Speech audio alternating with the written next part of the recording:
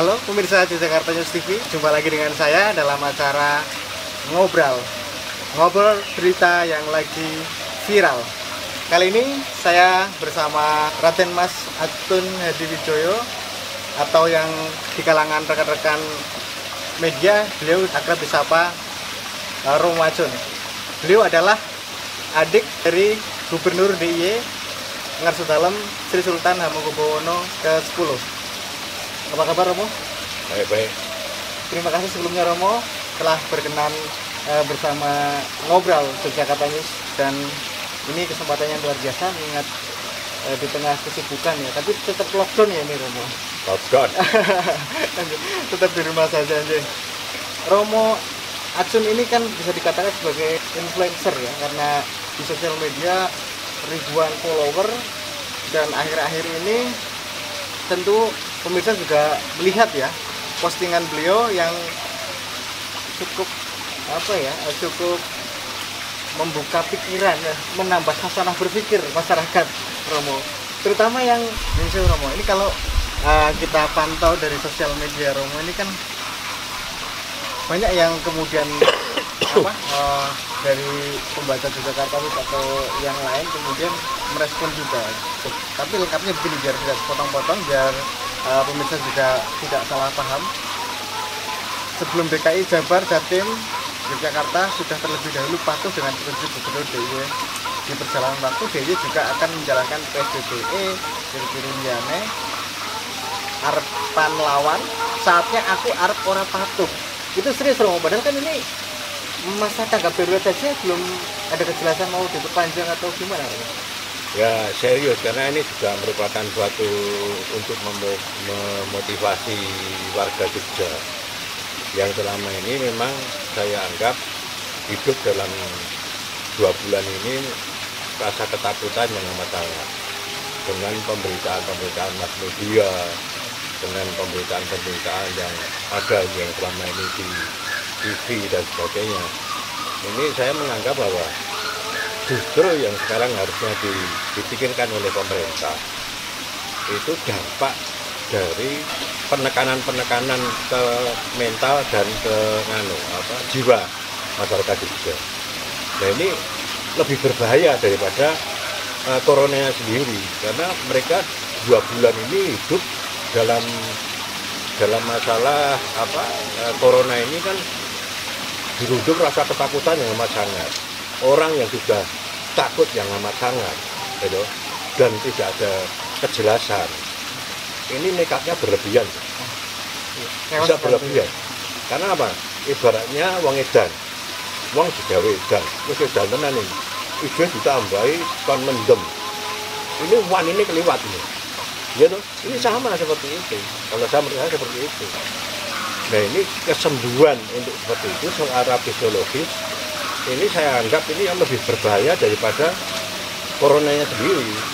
Sehingga tadi itu akan menggelar konser itu. Okay. Artinya dalam konser musik lawan corona itu bukan untuk dalam tanda kutipnya itu mengajarkan masyarakat supaya tidak patuh, begitu kan?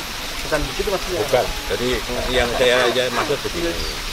Ya kayak Ngarsudalem kan sudah dawuh bla bla bla bla macam-macam dan sebagainya.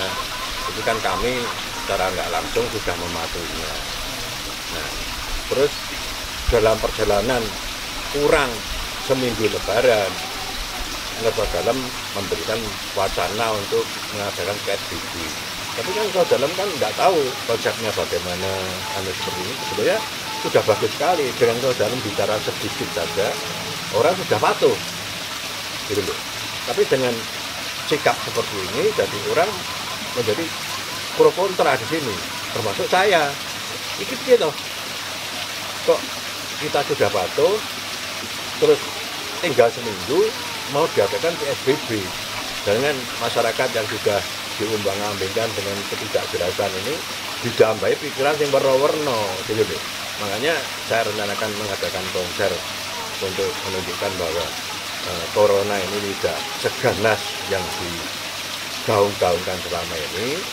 Kalau perlu seperti katanya Pak Jokowi, kita harus juga bersahabat sama corona, dalam arti kata kita tetap harus melawan gitu loh, harus melawan, ini harus dilawan corona ini, tapi melawannya dengan cara yang baik, dengan sampai melawan dengan cara yang ditakut-takuti. Bisa nggak kira-kira bersahabat itu artinya tetap menjaga tetap waspada dengan corona, tapi dia tetap bisa bekerja, kira-kira mungkin nggak sih kalau di DIY ini? Oh mungkin saja, contohnya live band musik saya di kafe itu, ini kan luas tempatnya, ya luas. Kita kasih petunjuk, ini nanti begini, mereka akan nurut kok. Anunya itu pengunjung itu luas. Akon buktinya aku ya gelem kok, kalau begitu. Jadi jangan terus apa-apa ini kita sudah a priori dulu, terus udon dulu. Ini kok nganu ya, kaya ini kok ya itu tadi dipelintir-pelintir digorengan dulu lengah politik ini tadi. Kalau masalah-masalah itu gampang mas, seperti misalnya pabrik gula madu Kismo contohnya, misalnya tidak meliburkan karyawannya dengan catatan begini sebuah petunjuk protokoler pemerintah. Saya kira nggak perlu ditakuti ya. Nah sekarang kembali ke manusianya tuh, lihat Indogrosir aja, gitu. Indogrosir mungkin leno waktu itu, karena apa? Dibohongi kan gitu tuh. Dari oknum yang ada di situ, salah satu orang penyusup lah, pelanggan yang membawa virus ke situ. Nah di situ terus mlebu ning Indogrosir, nenggon kasir, niki dan sebagainya, sapame nyekeli kerannya dan sebagainya. Akhirnya tertular. Ini kan kembali ke umumnya. Yang penting itu intinya, wong Jawa itu mlebu titik. Dan dalam ini kan juga menangani hal seperti ini kan mungkin baru kali ini. Ya toh. Loh, paling berani loh Gubernur DIY ini, ya toh, untuk membicarakan kabel lockdown. Beliau cuma calm down, ya toh, nggak ada seperti itu. Tapi saya mengamati, beliau pinter, bukan saya menjilat ya, bukan saya terus pro, saya oposisi dalam arti tentu dalam, tapi dalam hal kebijakan penanganan corona ini, saya melihat beliau pinter, iya, pinter ini, beliau tahu sebetulnya apa ini seperti itu, gitu. Tapi begitu ada klaster-klaster baru dan sebagainya, beliau mulai panik. Akhirnya kan beliau terus mau mengadakan PSBB dan sebagainya. Sebetulnya tetap ada calm down dilaksanakan. Terus diperketat ruang masuk dari orang-orang dari luar daerah. Itu saya kira sudah cukup. Gitu loh. Ya ini penyakitnya ini sing nggawa wong Jawa kok untuk Jogja ini. Mayoritas loh Mas, orang Makanya saya waktu itu kan ada kemauan untuk bikin konser melawan corona ini kan, ya saya pengen membantu sebetulnya bahwa corona ini ora seganas yang diberitakan orang selama ini. Saya pengen membantu. Optimis Romo nanti untuk konser musik itu bisa diselenggarakan. Optimis, saya optimis karena apa? Konsep saya nggak seperti yang diterima oleh orang-orang awam. Jadi ini jangan salah sangka bahwa kita itu melawan, gitu loh. Kita hanya menunjukkan bahwa konser ini, bahwa corona tidak berbahaya seperti yang digaungkan selama ini. Itu kita harus bisa memberikan motivasi ke masyarakat bahwa hal-hal yang kemarin ini sudah terjadi polemik seperti ini bisa kita atasi dengan adanya konser. Terus terang saja, konser musik ini nanti juga harus melalui protokoler, gitu. Pengamanan harus bagaimana, petunjuknya bagaimana. Jadi konsep saya bukan euforia loh ya, bukan euforia untuk melawan corona. Jadi kita ingin menunjukkan bahwa ini loh, corona ini tidak seberbahaya yang disampaikan selama ini. Itu. Nah, kebetulan kan saya banyak teman-teman artis dari Surabaya, dari Jakarta.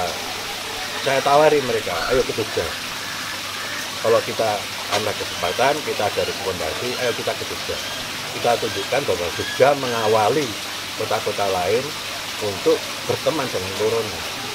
Artinya bisa dikatakan begini tidak Romo, waspada harus tapi takut tidak begitu Romo kira-kira? Boleh seperti itu. Jadi jangan sampai kita melihat corona ini suatu hal yang penyakit atau virus yang sangat menakutkan. Itu harapan kami. Nah, awal dari hal seperti ini sampai orang merasa tertekan, merasa terancam jiwanya, ini kan awalnya udah keliru duluan. Gitu, misalnya setiap hari kita saksikan sore itu dari Kementerian Kesehatan menayangkan sekarang berapa yang terindikasi corona, berapa yang ODP, berapa yang meninggal. Waktu itu kan nggak ada disebutkan berapa yang sembuh. Awal-awal nggak ada loh. Kalau yang sembuh berapa itu nggak ada pengumuman itu. Akhirnya mungkin karena kritikan, nah akhirnya disebutkan yang sembuh berapa ribu sekarang ada. Bukan mass media kalau ada orang yang meninggal dari COVID-19 memblow up-nya terlalu amat sangat gitu loh. Monggo lah sama-sama pemerintah juga harus mawas diri, harus introspeksi dalam hal ini, jangan ditakut-takuti lah. Tapi berbicara ketakutan nih Romo, kan banyak ini di sosial media juga banyak yang kemudian mengatakan lebih takut terpapar Romo daripada corona, karena logika mereka tuh begini, di rumah saja pun seandainya di rumah saja pun tidak bisa makan, mungkin akan meninggal karena kelaparan, keluar kena virus. Nah itu kan dilematis. Itu kalau menurut kamu gimana itu? Ya wajar kalau mereka langsung bicara seperti itu. Nah ini yang kita takuti selama ini kan sudah hampir terjadi loh. Nekat itu karena terbawa oleh rasa lapar, rasa tanggung jawab terhadap anak istrinya. Ini logis. Jadi jangan terus diartikan bahwa mereka ini istilahnya seperti ini karena dampak dari penyakitnya. Ini dampak dari perlakuannya pemerintah. Kalau saya ngerti gitu, dari awal saya ini salah kalau ini, aku rakam minter loh ini ya. Ini tetap salah kalau seperti ini dilakukan, ditakut-takuti dan sebagainya, nanti salaman wirainto. Terus yang waktu itu anak-anak sekolah SD nggak boleh bawa HP, sekarang pendidikannya diubah harus bawa HP. Ini kan ketidakjelasan dari pemerintah. Kesannya penanganan corona di Indonesia ini memang yang kemarin-kemarin ini banyak yang uji coba. Nek dianggap ini piye, nek dianggap ini piye, dampaknya piye. Begitu dampaknya dirasakan kok tidak seperti yang ditakutkan. Nah, direvisi penjelasan petunjuk yang jelas ini kan belum pernah kita dapatkan yang secara real, berubah-ubah. Jadi kan ini bikin bingung. Jadi misalnya kalau sesuai dari awal itu ini, itu orang akan enak nyaman terimanya. Ya kenapa?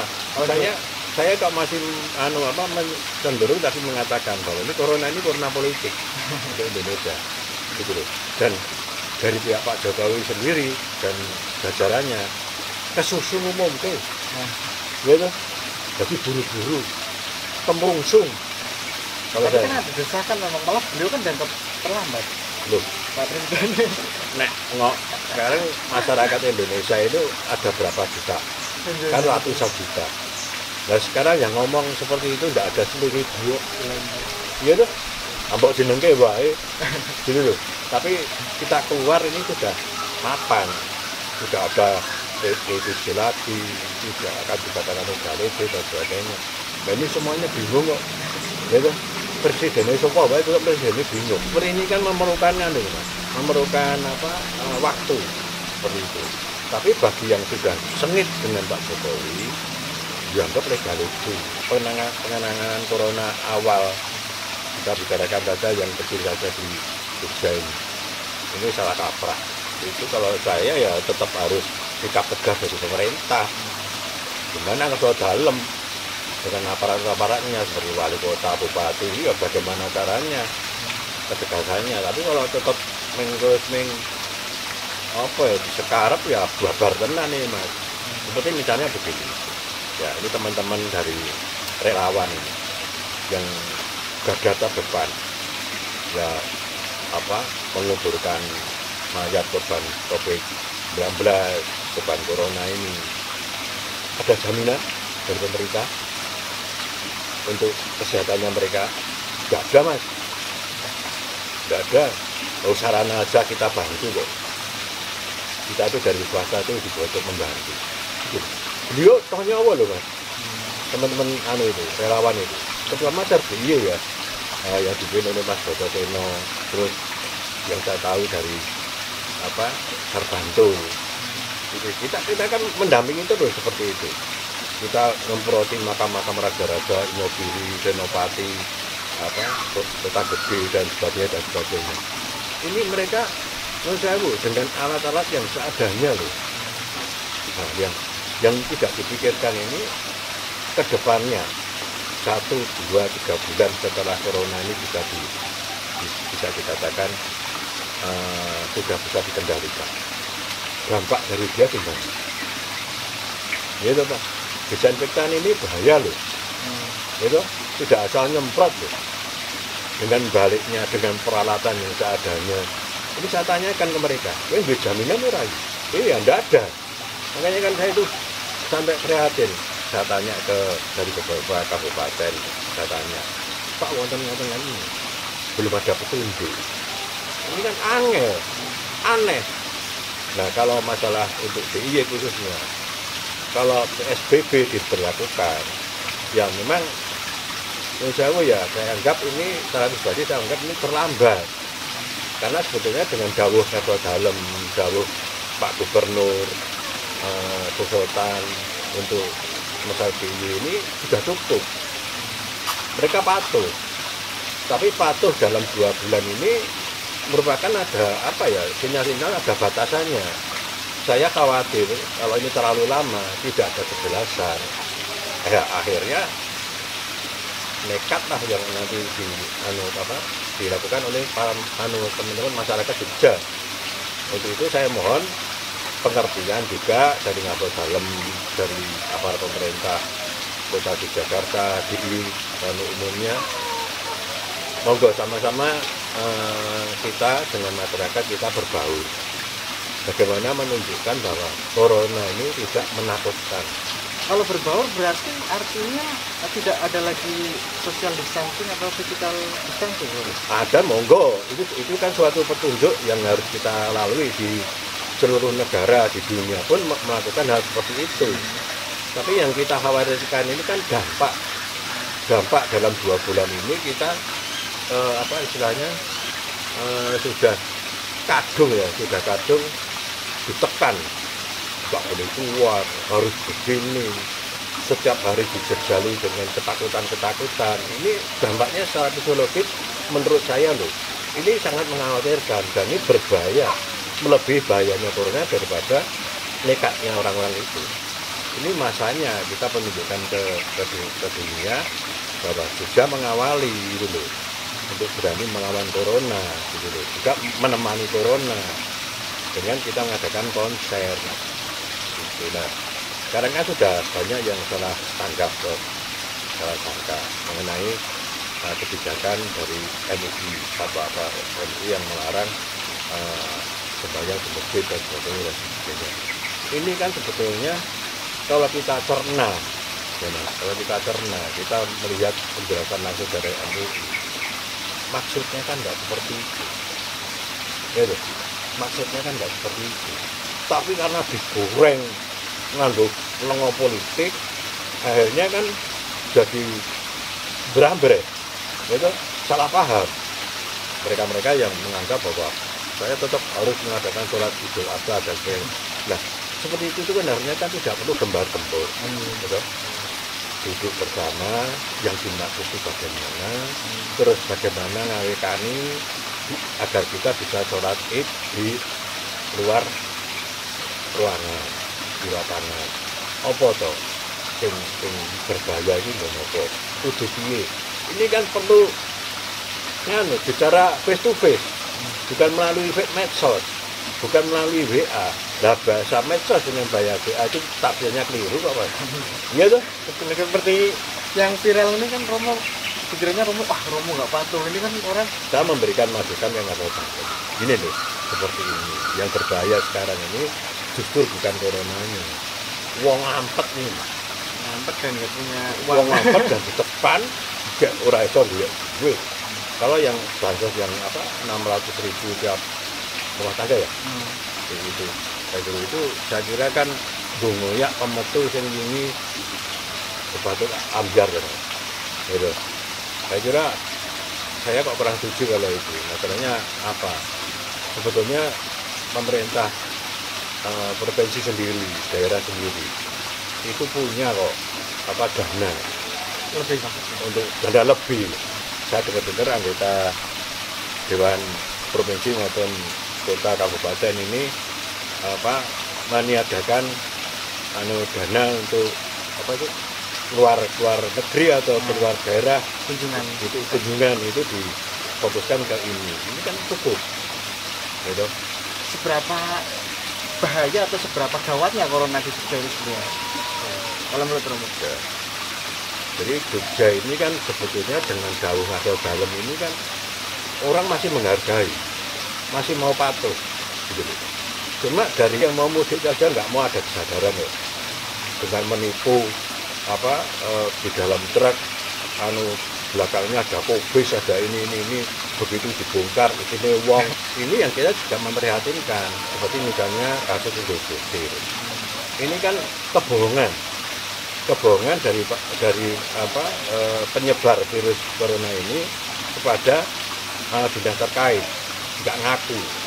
Nah akhirnya menulari karyawan, menulari satpam dan sebagainya, dan menulari di mana yang membawa virus corona ini ke rumahnya. Nah ini kalau hal seperti itu terus dilakukan, ya bahaya untuk masyarakat Jogja yang lain. Nah ini kita juga minta teman-teman masyarakat Jogja ini ya jujur, mau diatur. Nah orang belum diatur, ya tindakke wae. Usir dari Jogja kan gitu. Karena masyarakat Jogja sendiri sebetulnya kemarin kondusif, tapi dengan masuknya beberapa orang-orang yang di luar Jogja pulang ke Jogja, itu kan merupakan satu pelanggaran dari petunjuk yang sudah digariskan oleh pemerintah. Itu pelanggaran. Kalau mematuhi apa yang sudah digariskan oleh pemerintah daerah, dalam hal ini petunjuk-petunjuk dari Nasrul Salam, saya kira Jogja aman.